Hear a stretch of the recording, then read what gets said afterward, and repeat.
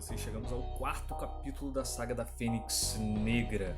Olha só que legal, deixa eu abrir aqui. Quarto capítulo com o título O Inferno Não Pode Esperar. Tá aqui publicado na revista americana Uncanny X-Men, número 132, cara. Olha a arte da capa aqui, que legal. O círculo interno do Clube do Inferno é revelado aqui. Vocês estão vendo o Sebastian Shaw jogando a tempestade no chão, com os já derrotados Colossus, Noturno e Ciclope. Muito bem, pessoal, essa história se inicia logo depois da missão dos X-Men, para encontrar dois mutantes, um em Nova York e outro em Chicago. O grupo se separou, se dividiu, parte do grupo foi feito refém, o outro partiu para resgatá-lo. Acabou tudo teoricamente bem, mas algumas coisas ficaram para serem tratadas de outra forma, como por exemplo, os X-Men estão sendo atacados. Alguém estava tentando pegar os X-Men, a gente vai ver já isso saindo da boca do Ciclope, inclusive, que é o líder deles. E o Ciclope resolve, depois da missão, ao invés de voltar para Nova York, ele vai para o sul dos Estados Unidos, e encontra, olha só, o Anjo. O Anjo, que é um dos membros fundadores dos X-Men, um daqueles que estava na primeira equipe, que era Ciclope, Garota Marvel, que é a Jean Grey, hoje Fênix, o Fera, o Anjo e o Homem de Gelo. Enfim, os X-Men tinham derrotado a Rainha Branca do Clube do Inferno, e vieram pra cá. O Ciclope resolveu trazer eles pra cá. O Anjo tá aqui, olha. Ele é o Warren Warrington III, o herdeiro de uma das maiores fortunas dos Estados Unidos. Ok, deixa eu abrir a página aqui, virar a página, perdão.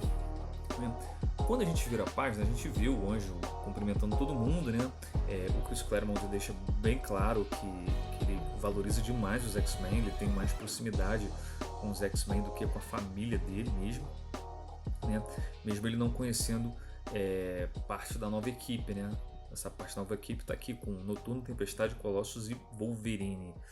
Tá aqui. Beleza? E a gente vê mais uma coisa aqui importante, pessoal. Cada vez mais, é a Jean Grey e o Anjo, tendo um relacionamento de amizade um pouco avançado, por assim dizer, Eles se cumprimentam com um beijo, E o Ciclope, eu não entendo realmente o comportamento do Ciclope, mas tudo bem, mas a Jean tá agindo assim porque realmente ela já tá assim, a Fênix está tomando conta dela cada vez mais, Essa questão da Fênix se interessar por emoções, sejam elas quais forem, ela tá consumindo a Jean. Beleza?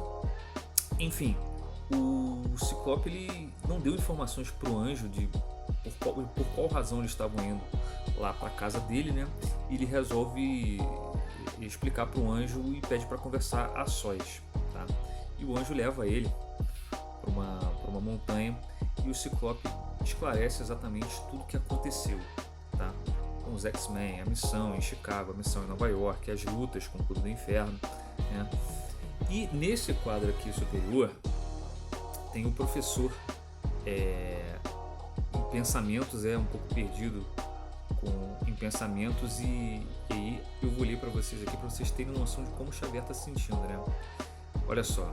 Primeiro, Scott desobedeceu minhas instruções e trouxe os X-Men para cá, em vez de levá-los ao nosso QG em Nova York. Agora ele sai com o Anjo sem dar a menor explicação. Não sei por que Scott está se comportando desse jeito, e não gosto, Isso é uma espécie de competição pela liderança dos X-Men que está surgindo entre o Xavier e o Scott. Lembrando que o Xavier estava fora do planeta, inclusive, Ele estava com a Imperatriz Lilandra, Então ele voltou e ele não consegue sequer ter o contato telepático com os X-Men, Tem alguma coisa impedindo ele de completar esse contato. Ele está tentando descobrir por quê, Então, enfim, Scott falou para o Anjo tudo o que estava acontecendo, Eles são colegas de longa data, nos X-Men. E uma coisa interessante acontece aqui também, olha.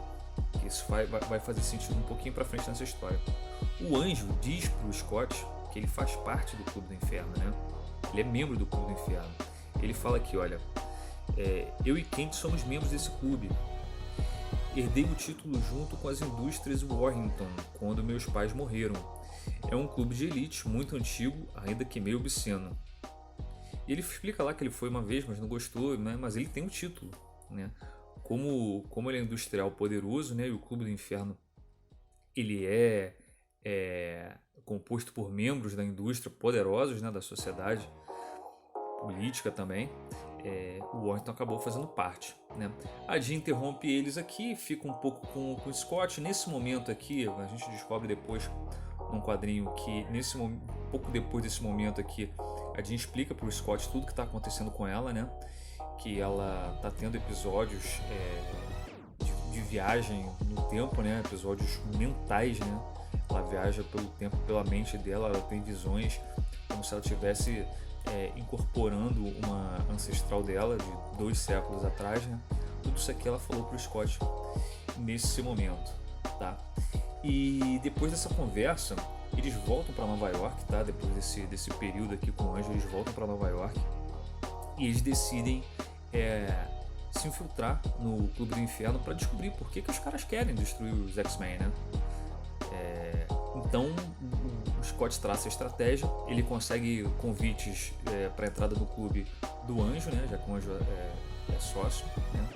Enquanto o Scott, a Jean, o Colossus e a Tempestade vão para a festa, né? Que está tendo uma festa de aniversário do Clube do Inferno, o Wolverine e o Noturno eles vão aqui pelo esgoto se infiltrar pelo subsolo no Clube do Inferno, né? O Scott deixou o Professor Xavier para trás lá no Anjo, né? Tá aqui o Anjo já usando inclusive o uniforme dele, né? De super-herói. Beleza? Tem um quadro aqui que é bem legal, pessoal, pra gente ter um pouco de noção também dessa pegada que o Chris Claremont dava de mostrar um pouco mais, mas de forma bem pingada, bem interessante, a personalidade dos membros dos X-Men. Olha o Colossus aqui, olha esse pensamento dele. Nunca usei roupas assim, elas são maravilhosas, ainda assim não parece certo usar um terno que custa mais do que meu pai ganha num ano. Faz tempo que eu não vou para casa, a saudade aumenta a cada dia. Lembrando que o Colossus ele é russo, né? Ele é da época da União Soviética, né? E é um país comunista, então de fato, para ele deve ser muito estranho usar um terno que custa mais do que o pai dele ganha em um ano de trabalho, né? O sistema comunista isso realmente não faz o menor sentido, né? Enfim, o Peter, a Aurora, a Jean e o Scott, né? Ciclope, Fênix, Colossus e Tempestade se infiltram na festa, né? São descobertos imediatamente, tá? O Pierce, que é membro do Círculo Interno, já vê eles no monitor, já os vê no monitor, né? E aí, finalmente, o Chris Claremont revela os membros do Círculo Interno, né? Já mostrou aqui o Pierce, tá? Tem o Shaw, Sebastian Shaw, que a gente já tinha visto, e o Leland, né?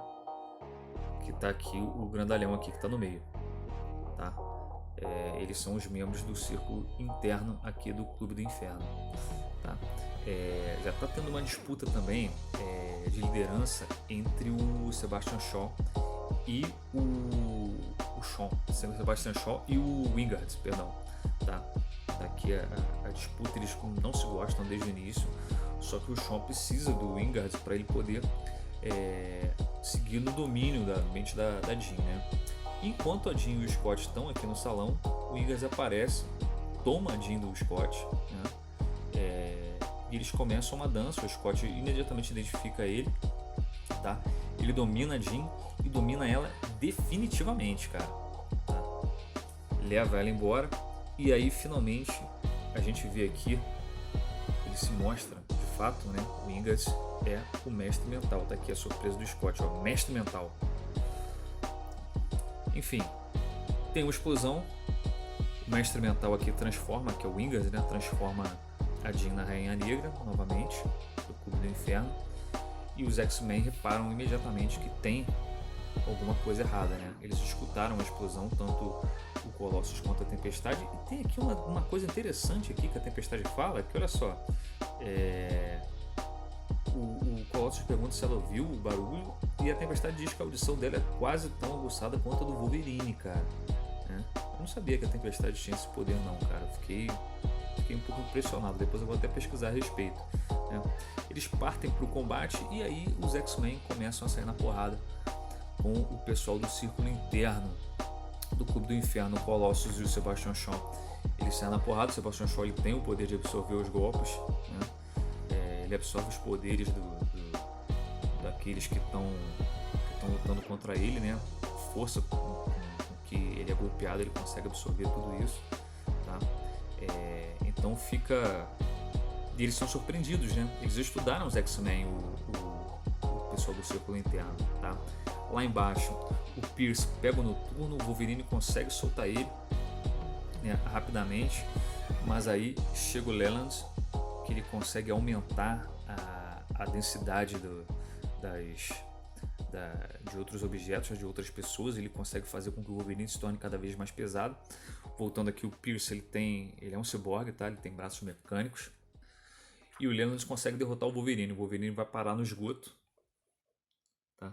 É bem interessante que essa cena aqui, pessoal, na animação de 1992 dos X-Men, tá?